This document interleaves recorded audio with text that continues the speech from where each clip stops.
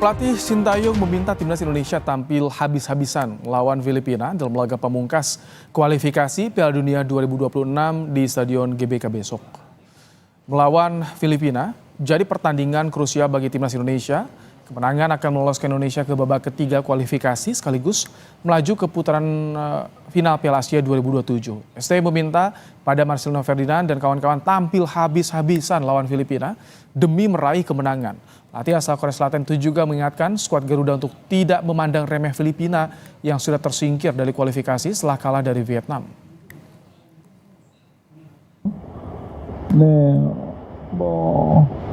사실 특별하게 상대를 어떤 식으로 분석해야 되겠다 그런 것은 이 자리에서 얘기할 수 있는 부분은 아니지만 거의 필리핀 팀을 분석을 끝냈기 때문에 그렇게 걱정 안 하셔도 됩니다.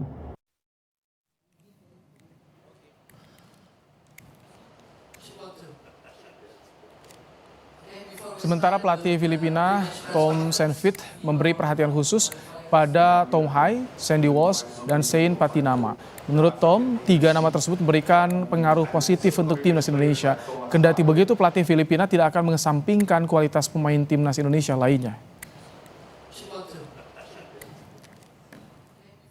They have a mixture of experienced players like Thomas Haye, but they have also a lot of skills up front, wings, Patinama, Walsh, so many good players in different positions. And I expect the first 20 minutes that they're gonna push us and try to score that opening goals. Timnas Indonesia mendapat amunisi baru saat lawan Filipina di kualifikasi Piala Dunia 2026 zona Asia. Skuad Garuda kemungkinan besar akan diperkuat Calvin Verdong setelah selesainya proses peralihan dari Federasi Sepak Bola Belanda ke PSSI. Kehadiran Verdong tak hanya menambah lagi kekuatan lini belakang timnas, tapi juga membuat persaingan sehat terjadi bagi para pemain yang ingin membela Garuda. Calvin sudah semuanya, dan dia besok insya Allah pasti akan diberikan kesempatan. Ada 3 syarat yang bisa mengantarkan timnas Indonesia lolos ke putaran ketiga kualifikasi Piala Dunia 2026. Pertama, timnas Indonesia akan lolos ke putaran ketiga kualifikasi jika menang lawan Filipina. Kedua, timnas Indonesia akan lolos ke putaran ketiga kualifikasi jika imbang melawan Filipina dan Vietnam tidak menang lawan Irak. Ketiga, timnas akan lolos ke putaran ketiga jika Indonesia kalah dari Filipina dan Vietnam juga kalah dari Irak. Laga Indonesia lawan Filipina akan tersaji pada babak kedua lanjutan kualifikasi Piala Dunia 2026 zona Asia di Stadion Utama Gelora Bung Karno, Jakarta besok. Pelatih Sintayong diprediksi akan menurunkan skuad terbaik dengan skema 3-4-3. Posisi penjaga gawang kemungkinan masih diisi Hernando Ari, di belakang ada nama Calvin Verdong yang diprediksi akan tampil sejak awal untuk mengawal pertahanan skuad Garuda. Calvin akan bahu-membahu dengan Jai Ijes dan Justin Hubner. Barisan tengah kemungkinan akan diisi Sandy Walsh, Nathan Choaon, Shane Patinama, dan Tom Hai. Sementara di depan, ST kemungkinan akan menurunkan Marcelino Ferdinand, Rafael Struijk, dan Ragnar Oratmangun. Jai Ijes bakal menjadi benteng kokoh di lini belakang skuad Garuda. Pemain ini baru saja membawa klubnya Venezia promosi ke Serie A Italia. Nama lain yang jadi andalan timnas Indonesia adalah Nathan Choaon. Pemain ini sudah 3 kali membela timnas senior. Dia juga membawa skuad Garuda Muda menembus semifinal Piala Asia U23 2024. Kemudian ada sosok Rafael Struijk. Namanya jadi perhatian saat mencetak 2 gol gawang Korea Selatan di perempat final Piala Asia U23.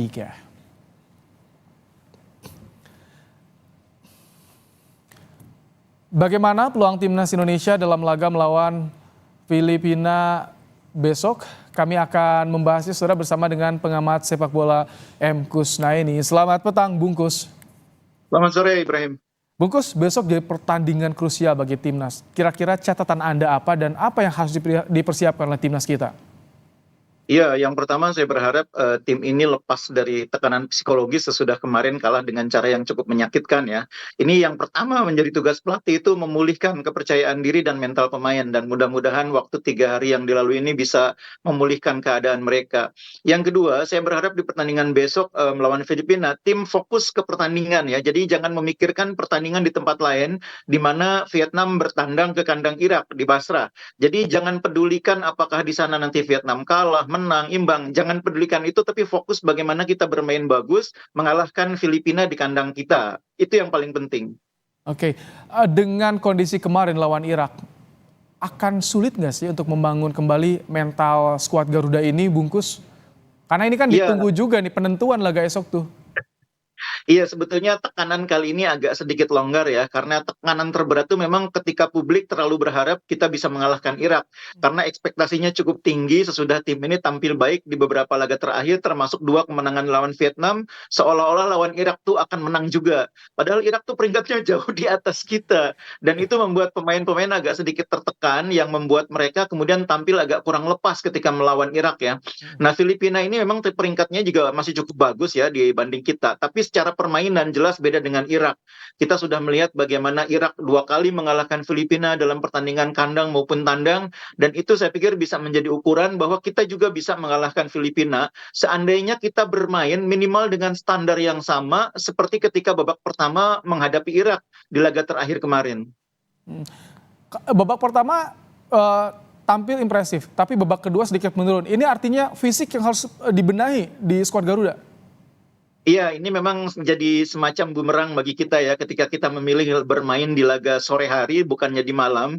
Itu bukan hanya pemain Irak yang terkuras tenaganya, pemain kita juga terkuras tenaganya karena beberapa pemain andalan kita kebetulan berasal dari Eropa dan aklimatisasi tampaknya belum maksimal ya. Sehingga kita melihat di babak kedua Tom Hai agak menurun, Jordi Amat juga agak menurun, beberapa pemain lain juga agak menurun. Dan itu yang membuat kita di babak kedua bermain tidak sebagus di babak pertama. Ditambah ada sejumlah situasi yang kurang menguntungkan, kena kartu merah, kesalahan dibuat sendiri oleh penjaga gawang. Itu semua berkonsekuensi terhadap kekalahan kita. Tapi sekali lagi lupakan yang kemarin, kita fokus ke pertandingan lawan Filipina. Kalau Anda tadi singgung aklimatisasi, kemudian juga ada adaptasi, bagaimana dengan Calvin Verdong? Apakah ini memungkinkan untuk diturunkan esok hari? Dia sudah berada di sini kan kurang lebih sama dengan pemain-pemain yang lain, meskipun di laga pertama dia belum main. Dan jangan lupa Verdong ini kondisinya cukup bagus karena musim kemarin dia bermain di Liga Belanda bersama Nek Nijmegen itu 34 kali sepanjang musim. Jadi ini mainnya konsisten dari pekan ke pekan. Ini bukan pemain yang hanya main sesekali, bukan pemain yang hanya main 15 menit, 30 menit, tapi pemain yang rutin bermain secara reguler sebagai bek kiri andalan klubnya di Liga Belanda. Jadi kalau saya pikir saya tidak akan ragu memainkan Verdong ya, seandainya memang dia dianggap tepat untuk pertandingan ini, saya tidak akan ragu dari segi aklimatisasi maupun dari segi pengenalan terhadap situasi maupun kerjasama tim, karena ini pemain yang sudah teruji, sudah reguler bermain dari pekan ke pekan di Liga Belanda. Oke, jadi mungkin kemungkinan besar nih bisa turun Verdong dan juga J.I. Jazz untuk benteng Garuda. Kalau Jai Ijaz hampir pasti dia harus main ya, karena kemarin pun sebetulnya saya pikir Sintayong mungkin akan memainkan dia di akhir pertandingan kalau tidak ada insiden kartu merah ya. Tapi karena kemarin kena kartu merah, jadi mau nggak mau dia tidak berspekulasi memainkan pemain yang penting sekali perannya di laga terakhir ini. Kita butuh kehadiran Ijaz untuk memastikan tim bermain lebih solid, terutama di lini pertahanan, tidak ada kesalahan-kesalahan yang berisiko menggagalkan peluang kita lolos ke putaran ketiga. Ijaz ini pemain yang mainnya rapih ya, usia masih muda, postur meyakinkan, dan mainnya rapih, jarang bikin kesalahan. Dan itu yang dibutuhkan tim saat ini untuk memastikan lawan Filipina kita tidak lagi ada kesalahan-kesalahan elementer seperti di laga sebelumnya. Saya yakin di pertandingan ini Ijaz akan menjadi jenderal di lini pertahanan ya, dampingi Rizky Ridho atau ada Sandy Walsh atau Justin Hubner. Pilihannya saya pikir tergantung kepada taktik Sintayong, apakah mau main full ofensif atau bermain lebih konservatif. Kalau main full ofensif mungkin di kanan bisa ditempati oleh Sandy Walsh, di kiri ada Rizky Ridho, Justin didorong lebih ke tengah berduet dengan Tom Hai, dan di kanan ditempati oleh pemain yang agresif, yang pergerakannya lebih mobile, lebih agresif, Yakub Sayuri atau Asnawi. Oke, ini yang juga kemarin disorot, Hernando sempat blunder lawan Irak. Iya. Ini bagaimana nanti karena posisinya krusial penjaga gawang, memulihkan mentalnya itu seperti apa sih, Bungkus? Iya, Biasanya. iya.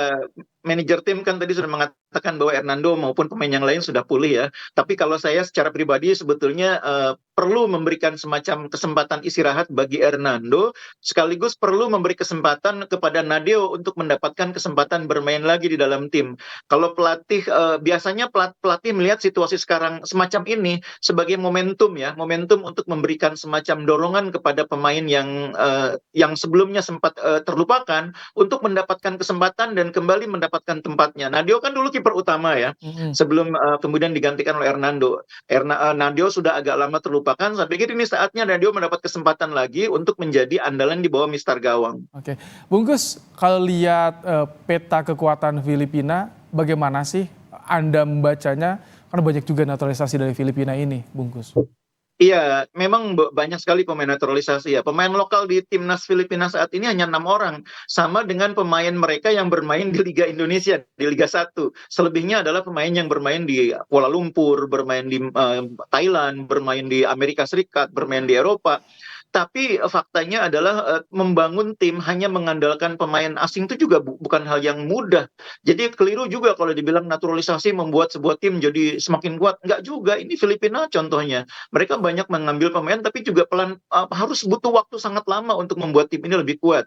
6 laga terakhir mereka itu hanya sekali main imbang dan 5 kali kalah. Sekali-kalinya imbang ya lawan Indonesia. Makanya Indonesia perlu hati-hati juga lawan Filipina. Meskipun Filipina di laga terakhir juga tidak bisa berbuat banyak ketika menghadapi Irak ya. Menghadapi Vietnam pun kemarin kalah juga. Kita doakan besok ada hasil positif, Indonesia Amin. bisa lolos ke babak ketiga kualifikasi Piala Dunia zona Asia. Terima kasih Bungkus untuk Ibrahim. pandangan Anda di program Kompas Petang sore hari ini.